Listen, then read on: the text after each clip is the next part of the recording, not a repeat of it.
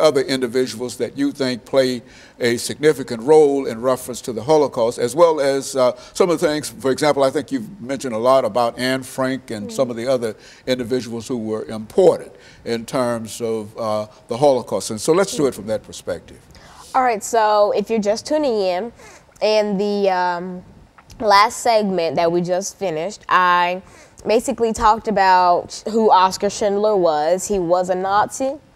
And he did save thousands of Jews by pulling them into his labor camp where they didn't really do labor. They made bullets, which were really bullets that Oskar bought with the money that he gained from various things. But basically, he bought these bullets, you know, sold them off thinking that they were Jewish made, but really they weren't. They were made somewhere out of the country, I believe. But basically, when the war was over, you know, Schindler, he at first fled the country thinking that he was going to be charged and killed for crimes against humanity.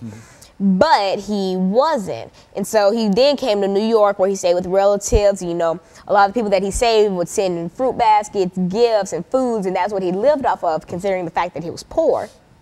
And then when that started to kind of decrease, you know, he just kind of lived off of family members until his death. And then I mentioned something that not a lot of people know. If you've ever seen the movie Schindler's List, you know, in the end where you see a bunch of people in a line, and it's this long lines. You know, there's children, elderly people, you know, middle-aged and stuff like that.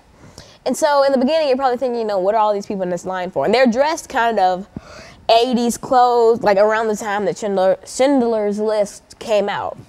And so all these people are lined up, and then they all have stones in their hands. And so you're just like, what is happening? So they all go up and they paste a stone on this little marker. And then you realize that the marker is Schindler's tomb. And so they're all putting these stones on there, and there are just not thousands, but there are just so many stones, not just on it, but surrounding his grave. And these are all stones from the people that he saved. Because at the time he saved, what, 3,000 people? Think of those people, at least 100 of them had children.